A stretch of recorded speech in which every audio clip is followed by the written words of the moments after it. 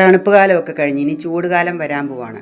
അടീനിയത്തിൻ്റെ dormancy സ്റ്റേജെല്ലാം കഴിഞ്ഞ് ഇനി flowering പീരീഡാണ്. ഈ സമയത്ത് കുറച്ച് കാര്യങ്ങൾ ശ്രദ്ധിക്കുവാണെങ്കിൽ നമ്മുടെയൊക്കെ അടീനിയത്തിൽ നിറച്ച് മുട്ടുകൾ ഉണ്ടാവുകയും അതൊന്നുപോലും മുരടിക്കാതെയും കുഴിഞ്ഞു പോകാതെ നല്ല ഹെൽത്തി ആയിട്ട് വിരിഞ്ഞു കിട്ടുകയും ചെയ്യും. അതിനുള്ള കുറച്ച് ടിപ്സും കാര്യങ്ങളൊക്കെയാണ് ഈ വീഡിയോയിൽ പറയുന്നത്. അടീനിയത്തിൻ്റെ ഫ്ലവറിങ്ങിന് വേണ്ടി ഒരുക്കുന്ന ആദ്യത്തെ സ്റ്റേജ് എന്ന് പറഞ്ഞാൽ പ്രൂണിംഗ് ആണ്. പ്രൂൺ ചെയ്താൽ ധാരാളം ബ്രാഞ്ചസും അതുപോലെ മുട്ടുകളൊക്കെ വരത്തുള്ളൂ. സെപ്റ്റംബറിലോ ഒക്ടോബറിലോ അല്ലെങ്കിൽ ഫെബ്രുവരിയിലോ പ്രൂൺ ചെയ്യാം. മഴക്കാലത്ത് തണുപ്പ് കാലത്തും പ്രൂൺ ചെയ്യാതിരിക്കുന്നതാണ് നല്ലത്. പ്രത്യേകിച്ച് ഗ്രോത്ത് ഇല്ലാത്ത ഈ സമയത്ത് പ്രൂൺ ചെയ്താൽ ബ്രാഞ്ചസ് വരാൻ താമസിക്കും. പ്രൂൺ ചെയ്ത് ധാരാളം ബ്രാഞ്ചസ് വരാൻ വേണ്ടി നല്ലൊരു ഗ്രോത്ത് മിക്സ് തയ്യാറാക്കി കൊടുക്കണം. ഓർഗാനിക് വളങ്ങളായിരിക്കും നല്ലത്. ഏറ്റവും നല്ല ഗ്രോത്ത് മിക്സ് എന്ന് പറഞ്ഞാൽ ആട്ടിൻകാഷ്ടം, കമ്പോസ്റ്റ്, എല്ലുപൊടി, വേപ്പ് പിണ്ണാക്ക്, ഇത് നാലും ഈക്വൽ എമൗണ്ട് എടുത്ത് മിക്സ് ചെയ്ത് ഒരു വലിയ പോട്ടാണെങ്കിൽ 100 ഗ്രാം എന്ന രീതിയിൽ കൊടുക്കുക. ചെറിയ പോട്ടാണെങ്കിൽ അത് കണക്കാക്കി കൊടുക്കുക. എന്നിട്ട് 4-5 ദിവസം അടുപ്പിച്ച് വെള്ളം ഒഴിച്ചിട്ട് പിന്നെ നമുക്ക് വെള്ളത്തിൻ്റെ അളവ് കുറയ്ക്കാം. പോട്ടി മിക്സിൻ്റെ നനവ് നോക്കി മാത്രം വെള്ളം ഒഴിച്ചു കൊടുത്താൽ മതി. പ്രൂൺ ചെയ്ത് 1-2 ദിവസം ചെറിയ സൺലൈറ്റ് കിട്ടുന്ന ഏരിയയിൽ വെച്ചിട്ട് നമുക്ക് പിന്നെ ഡയറക്റ്റ് സൺലൈറ്റിലേക്ക് പോട്ട് എടുത്ത് വെക്കാം. ദിവസം ഒരു 7-8 മണിക്കൂറെങ്കിലും നല്ല സൺലൈറ്റ് കിട്ടിയാലേ ധാരാളം ബ്രാഞ്ചസ് ഒക്കെ വരത്തുള്ളൂ. പ്രൂൺ ചെയ്ത് 3-4 തളിരിലയൊക്കെ വരുന്നത് വരെ വേറെ ഫെർട്ടിലൈസർ ഒന്നും കൊടുക്കേണ്ട ആവശ്യമില്ല. കണക്കിൽ കൂടുതൽ ഫെർട്ടിലൈസർ കൊടുക്കുന്നത് നല്ലതല്ല. തളിരിലകൾ വന്നു കഴിഞ്ഞാൽ ഏതെങ്കിലും ഒരു പെസ്റ്റിസൈഡ് സ്പ്രേ ചെയ്ത് കൊടുക്കുന്നത് നല്ലതായിരിക്കും. കാരണം പുഴുക്കളൊക്കെ വന്നിട്ട് ഇലകളൊക്കെ തിന്ന് നശിപ്പിക്കും. അതുപോലെ മുട്ടുകൾ വന്നു കഴിയുമ്പോൾ മുട്ടിൽ ഏതെങ്കിലും ഒരു പെസ്റ്റിസൈഡ് ലൈറ്റായിട്ട് സ്പ്രേ ചെയ്ത് കൊടുക്കണം. മീലി ബഗ്സ് പോലുള്ള കീടങ്ങൾ മുട്ടിനെ ആക്രമിച്ചു കഴിഞ്ഞാൽ അതെല്ലാം വിരിയാതെ കരിഞ്ഞുണങ്ങി കൊഴിഞ്ഞു പോകും. അതുകൊണ്ട് അടീനിയം ചെടികളിൽ 10 ദിവസം കൂടുമ്പോൾ ഏതെങ്കിലും ഒരു പെസ്റ്റിസൈഡ് കൊടുക്കുന്നത് നല്ലതായിരിക്കും. അടീനിയത്തിൻ്റെ മുട്ടുകൾ കൊഴിയാൻ പ്രധാനപ്പെട്ട കാരണം എന്ന് പറഞ്ഞാൽ മീലി ബഗ്സിൻ്റെ അറ്റാക്കാണ്. ഇടയ്ക്കിടയ്ക്ക് നമ്മുടെ പ്ലാന്റും അതുപോലെ മുട്ടുകളും ഒക്കെ ഒന്ന് ചെക്ക് ചെയ്യുന്നത് നല്ലതായിരിക്കും. ഏതെങ്കിലും കീടങ്ങളുണ്ടോ പുഴുക്കളൊക്കെ ഉണ്ടോ എന്ന് നമ്മൾ ശ്രദ്ധിച്ച് നോക്കുന്നത് നല്ലതായിരിക്കും. ആ തുടക്കത്തിൽ തന്നെ ഏതെങ്കിലും ഒരു പെസ്റ്റിസൈഡ് കൊടുത്തു കഴിഞ്ഞാൽ അതൊക്കെ അതിനെയൊക്കെ നശിപ്പിക്കാൻ പറ്റും. പ്ലാന്റ് ഫുൾ എഫക്റ്റ് ആയി കഴിഞ്ഞാൽ നമുക്ക് അത് പെട്ടെന്നൊന്നും അതിനെ റിമൂവ് ചെയ്യാൻ പറ്റത്തില്ല.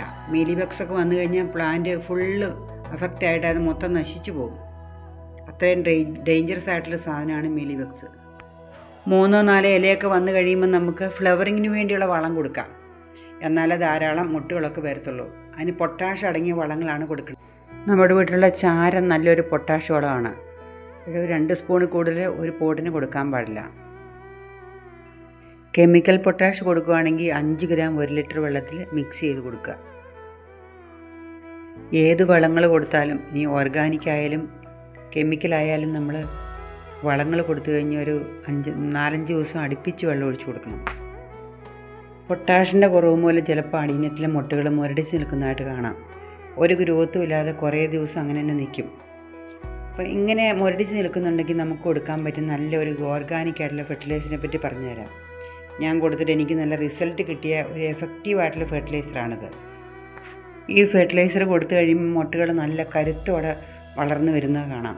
പെട്ടെന്ന് വിരിയുകയും നല്ല വലിപ്പത്തിലും നിറത്തിലുള്ള പൂക്കളുണ്ടാവുകയും ഒരുപാട് ദിവസം വാടാതെയും കൊഴിയാതെയും നല്ല ഫ്രഷായിട്ട് നിൽക്കുന്ന കാണാം. വളരെ എഫക്റ്റീവാണിത്.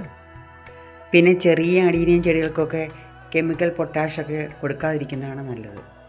ഓരോ ചെടിക്കും അതിൻ്റെ പ്രായത്തിൽ അതിൻ്റെതായ ഫ്ലവറിങ് കപ്പാസിറ്റി ഉണ്ട്. ഈ കെമിക്കൽ വളങ്ങളൊക്കെ കൊടുത്ത് ഒരുപാട് ഫ്ലവർ ചെയ്യിക്കാൻ വേണ്ടി ഫോഴ്സ് ചെയ്യിക്കുമ്പോൾ അതിൻ്റെ സ്വാഭാവികമായ വളർച്ചയും അതുപോലെ തന്നെ കേഡക്സിൻ്റെ വളർച്ചയൊക്കെ ബാധിക്കും. അതുപോലുള്ള അടീനിയം ചെടികൾക്കൊക്കെ ഓർഗാനിക് ആയിട്ടുള്ള ഫെർട്ടിലൈസർ കൊടുക്കുന്നതായിരിക്കും നല്ലത്. ഇനി ഫെർട്ടിലൈസർ എങ്ങനെ തയ്യാറാക്കുന്നതെന്ന് നോക്കാം. അതിന് 2-3 സവാളയുടെ തോല്, ഒരു നേന്ത്രപ്പഴത്തിൻ്റെ തോല്, 1 ടേബിൾ സ്പൂൺ ഉലുവ ചെടികൾക്ക് ഒരുപാട് ഗുണം ചെയ്യുന്ന സാധനമാണ്. ചെടികളുടെ വളർച്ചയ്ക്കും പൂക്കാനും കായ്ക്കാനും ഒക്കെ ആവശ്യമുള്ള മൂലകങ്ങളൊക്കെ അടങ്ങിയിട്ടുള്ള ഒരു നല്ല സാധനമാണ് ഉലുവ. പണ്ട് കാലം മുതലേ ചെടികൾക്ക് ഉലുവ ഉപയോഗിക്കാറുണ്ട്. ഇത് 3 കൂടെ 1 ലിറ്റർ വെള്ളം ചേർത്ത് നന്നായിട്ട് തിളപ്പിക്കുക. തിളച്ച് കഴിഞ്ഞ് ലോ ഫ്ലെയിമിൽ വെച്ച് കുറച്ച് സമയം കൂടെ തിളപ്പിച്ചതിന് ശേഷം സ്റ്റൗ ഓഫ് ചെയ്ത് വെക്കുക. ഇത് പിറ്റേ ദിവസമാണ് നമ്മളത് ചെടികൾക്ക് യൂസ് ചെയ്യുന്നത്. പിറ്റേ ദിവസം അത് നന്നായിട്ട് ഞെരടി പിഴിഞ്ഞ് അരിച്ചെടുക്കുക. അതിലേക്ക് 1 ലിറ്റർ വെള്ളം കൂടെ ആഡ് ചെയ്ത് ഡൈല്യൂട്ട് ചെയ്യണം. എന്നിട്ടാണ് യൂസ് ചെയ്യുന്നത്.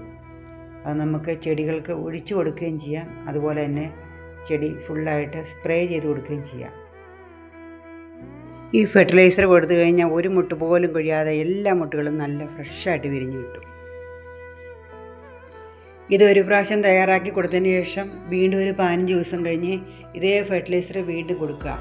ഇങ്ങനെ ഫ്ലവറിങ്ങിൻ്റെ സമയത്ത് മാസത്തിൽ ഒരു തവണയെങ്കിലും ഈ ഫെർട്ടിലൈസർ തയ്യാറാക്കി കൊടുക്കുകയാണെങ്കിൽ നല്ല റിസൾട്ട് നിങ്ങൾക്ക് കാണാൻ പറ്റും. നല്ല ഹെൽത്തി ആയിട്ടുള്ള പൂക്കളുണ്ടാവും. കെമിക്കൽ വളങ്ങളെക്കാൾ ഓർഗാനിക് വളങ്ങൾ കൊടുക്കുന്ന ചെടികൾ നല്ല ആരോഗ്യത്തോടെ വളരുന്നത് കാണാം. ഇന്നത്തെ വീഡിയോ ഇത്രയേ ഉള്ളൂ. ഈ വീഡിയോ ഇഷ്ടപ്പെട്ടാൽ നിങ്ങൾ ലൈക്ക് ചെയ്യുക. ഈ വീഡിയോയെക്കുറിച്ചുള്ള അഭിപ്രായങ്ങളും അതുപോലെ സംശയങ്ങളും ഒക്കെ കമൻറ്റ് ചെയ്യുക. എൻ്റെ ഈ ചാനലൊന്ന് സബ്സ്ക്രൈബ് ചെയ്ത് സപ്പോർട്ട് ചെയ്യണേ. അഡീനിയം കെയറിങ്ങുമായി ബന്ധപ്പെട്ട മറ്റു കാര്യങ്ങൾ അടുത്ത വീഡിയോയിൽ കൂടി ഷെയർ ചെയ്യാം. എല്ലാവർക്കും നന്ദി.